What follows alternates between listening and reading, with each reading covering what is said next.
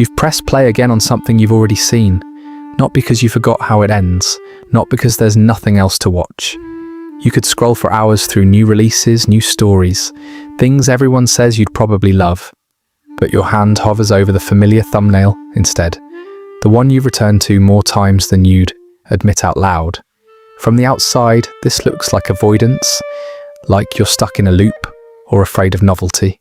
But that's not what this is. You're not choosing the same show because you can't handle something new. You're choosing it because right now, in this exact moment, your nervous system needs something it already knows.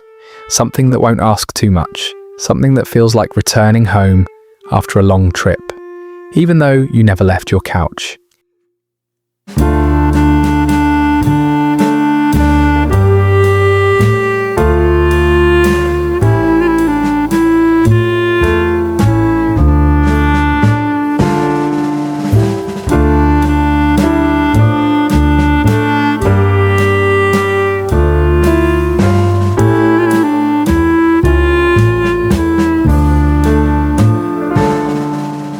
Here's the part no one talks about. Rewatching isn't passive. It's an active form of self-regulation you've been practicing without naming it. Most people don't rewatch casually. They rewatch when something inside them feels slightly too loud. After a difficult day, during a transition, when uncertainty is sitting too close, when the world outside requires constant adaptation and the weight of newness, new people, new expectations, new information becomes quietly exhausting.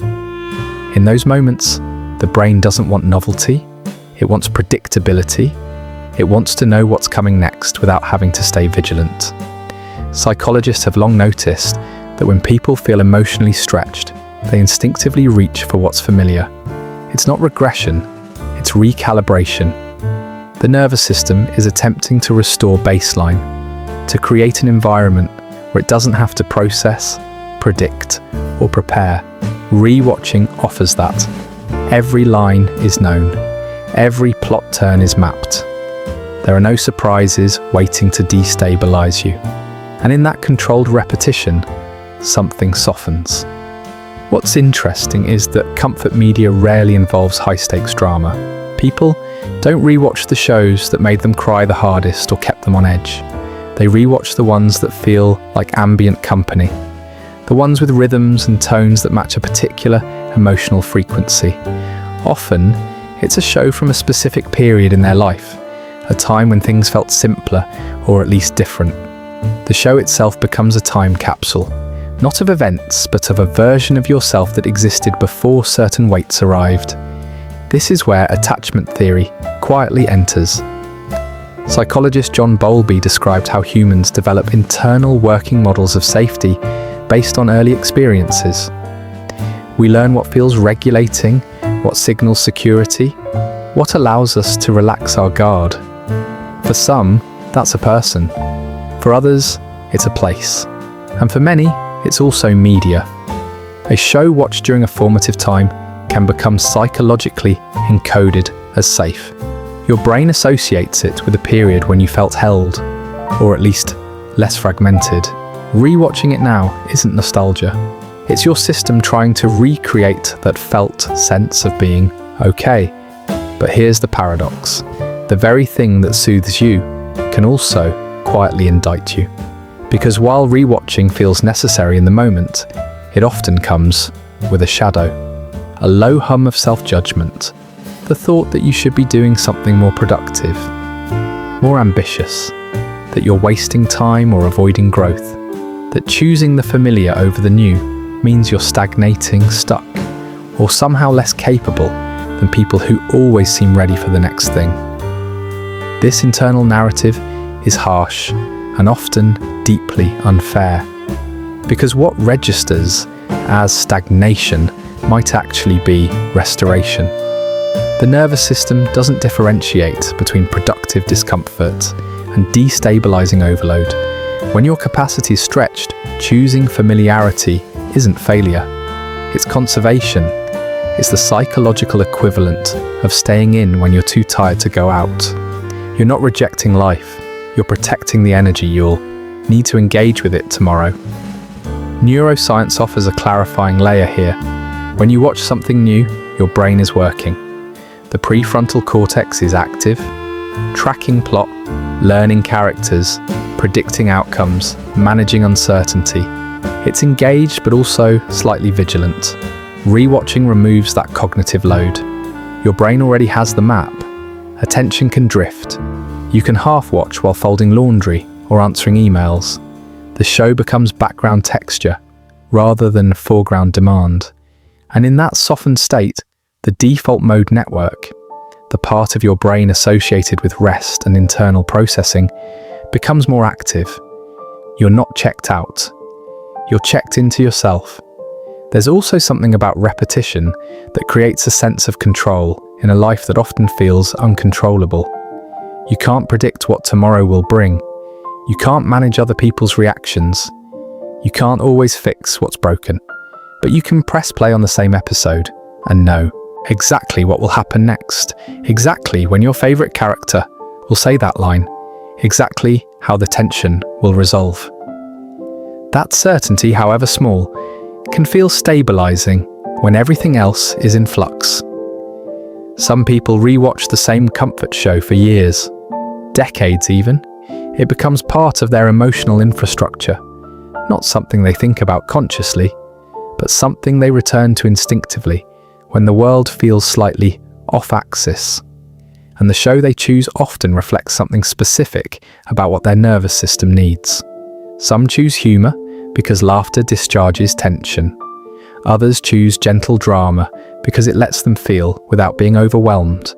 Still others choose procedurals because the structure, problem introduced, problem solved, offers a contained arc their own life currently lacks. Clinicians frequently see this pattern in people who appear high-functioning. On the surface, everything looks intact, competent, managed, but underneath, there's a quiet depletion, an awareness that they've been performing stability for so long that actual rest has become unfamiliar. For these people, rewatching isn't avoidance of challenge. It's permission to stop optimizing for once, to exist without improvement as the goal. Here's what rarely gets said. Rewatching the same show over and over isn't about the show at all. It's about what the show allows you to feel, or more accurately, what it allows you to stop feeling. The pressure to be interested, the obligation to have an opinion, the low-level anxiety of not knowing what's coming.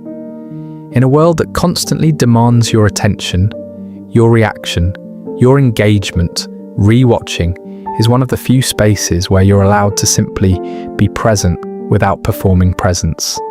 And yet, the shame persists, because we live in a culture that valorizes novelty, new experiences, new content, new growth. The idea that you're still watching the same thing you watched 5 years ago can feel like evidence of something lacking, like you're not evolving or expanding the way you're supposed to. But that framing misses the point entirely. Rewatching isn't stasis, it's rhythm. The same way you might return to the same walking route, the same meal, the same music when you need grounding, returning to the same show is simply your system saying, not everything needs to be new right now. What makes this more complex is that comfort media often lives in the gap between who you were and who you are now. The show hasn't changed, but you have, and watching it again creates a strange doubling. You're experiencing it as the person you are today, while also remembering how it felt the first time. That layering can be unexpectedly emotional, not because the content is sad, but because it highlights distance, how much has shifted, how much you've carried, how different the same scene can land depending on what you've lived through since. If you look closely, the urge to rewatch often spikes. During transitions, moving cities, changing jobs, ending relationships, starting new ones. Any moment when identity is being renegotiated and the future feels uncertain. In those windows, the brain craves something stable, something that doesn't ask you to be different than you were last time. Rewatching becomes an anchor, a way of saying, at least this is still the same. At least here, I know who I am. There's another layer that goes unmentioned. Rewatching can function as emotional rehearsal. When you return to a scene where a character navigates conflict with grace, or processes loss without falling apart, or chooses themselves when it would be easier not to, your mirror neurons fire. You're not just observing, you're simulating, borrowing their emotional architecture for a moment, trying on their calm, their clarity, their courage. And sometimes, that borrowed feeling stays with you after the episode ends. It becomes a template, a possibility you didn't have language for before. This is why people often re-watch the same show during similar emotional seasons. Breakups, burnout, grief. The show that helped you feel held once becomes the show you return to when that same shape of pain arrives again. Not because it solves anything, but because it witnessed you before. It knows what you need without you having to explain it. What's worth recognizing is that this isn't pathological. It's adaptive. Your system is doing exactly what it's designed to do. Seek equilibrium. The fact that equilibrium sometimes looks like the same 30-minute episodes on loop doesn't make it less valid. It just makes it yours. And maybe that's the real insight. Rewatching isn't about the content. It's about the container, the known boundaries, the predictable emotional weather. The sense that for this small slice of time, nothing unexpected will be asked of you. You already know how this ends. And right now, that's exactly what you need.